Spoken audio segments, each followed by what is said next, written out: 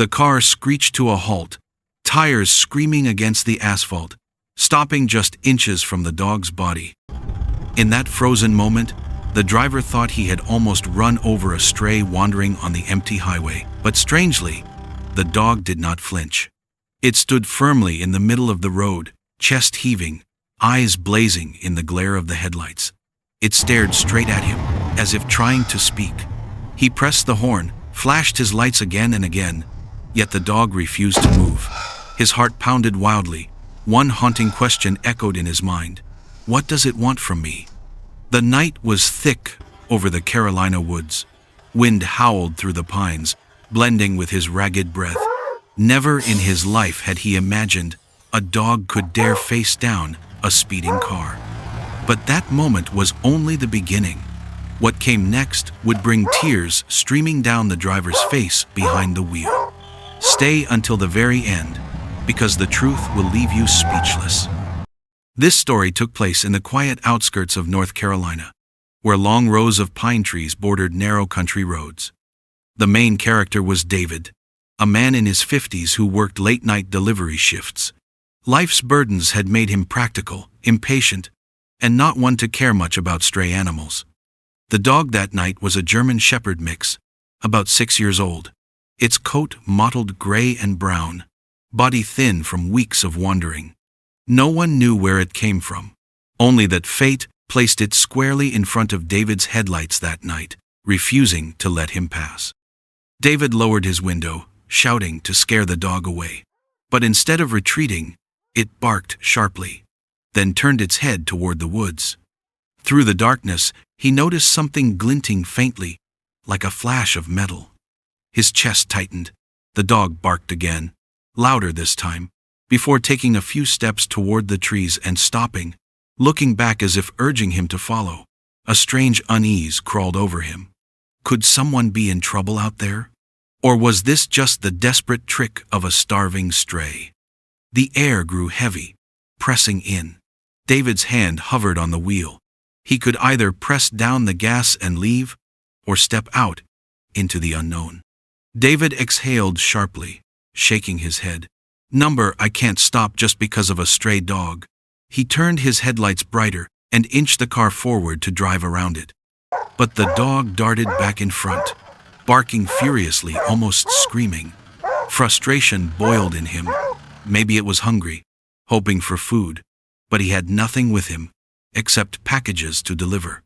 From behind, a truck was approaching fast, horn blaring, forcing David to make a decision. His foot pressed down on the accelerator, then froze, because at that very instant, the light in the woods flared strangely again. Not like random glass, but like a warning. Something out there was waiting for him. Instinct told him to stop. David killed the engine and opened the door. Immediately, the dog ran a few steps into the woods, then turned back, eyes shining like tiny lamps. Grabbing his flashlight, David followed. Just a short distance inside, his breath caught. Think so. There, in a clearing, a car lay overturned, metal twisted and glass shattered, the reflection he had seen earlier. From inside came a faint groan. He shone his light through the window and froze. An elderly man, around 60, hair silvered and matted with blood, was pinned between the steering wheel and the seat. His breathing was shallow, his eyes shut tight in pain. David's hands trembled. He never imagined that the dog had blocked his car not to stop him, but to save a human life.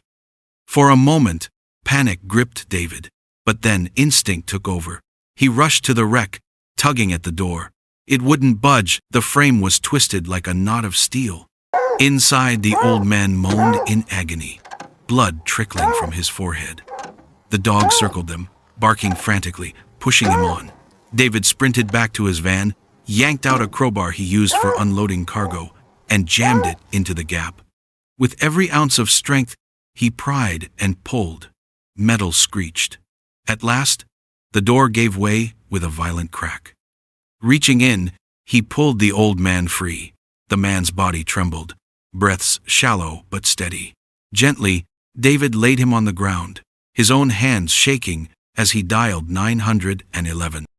The dog's relentless barking had roused neighbors from their houses along the road. Flashlights bobbed through the trees as people rushed over. Gasps broke the night air when they saw the wreck, the bleeding man and the stray guarding his side. "My God, that's Mr. Harris," a woman cried out, recognizing the elderly man. He was well known in their town, quiet, kind, always living alone. David knelt, pressing a cloth against Harris's wound, shouting, "Call an ambulance! Block the road for the medics!" People scattered to help, but their eyes kept flicking back to the dog. It sat beside its master, chest heaving, eyes glowing in the beam of the flashlights. Not a stray anymore, but a guardian who refused to leave until help arrived. As the wail of sirens drifted closer, one older neighbor stepped forward, squinting at the dog. His face stiffened. "Wait, that's Max, Harris's dog." The crowd fell silent. Months ago, Max had vanished. People believed he'd been struck by a car or lost to the woods. But here he was alive. And tonight, he had brought them straight to his injured master. David froze, a chill running down his spine. Suddenly, everything clicked. The dog's desperate stance in the middle of the road, the refusal to move, the sheer determination. It wasn't a stray begging for food. It was Max, risking his own life to stop a car, because only then could someone follow him into the woods, to the man he loved. The ambulance crew arrived, rushing Harris onto a stretcher. One medic said firmly, "Another 15 minutes, and he wouldn't have made it." David swallowed hard, his eyes burning, as Harris weakly clutched at his shirt, a silent thank you, before being lifted into the vehicle. Neighbors crowded around Max. Exhausted, the dog collapsed onto the dirt, panting but refusing to take his eyes off the ambulance. A little girl knelt, wrapping her arms around his neck. "Good boy," she whispered, her voice breaking. David stood motionless, throat tight. He realized that tonight, it wasn't only Harris who had been saved. Everyone here had been reminded of something they had forgotten, how loyalty and love could still shine like a beacon in the darkest night. Days later, news spread quickly. Harris had survived. He was recovering in the hospital, and by his side lay Max, curled faithfully on the floor, never leaving. The story of the dog who stopped traffic to summon help became the heartbeat of the small town. David visited often. Each time, he remembered the screech of his brakes, the defiance in the dog's eyes, and the tears he shed when he realized the truth. That night had changed him. He now looked at every stray differently, with a gentleness he never thought possible.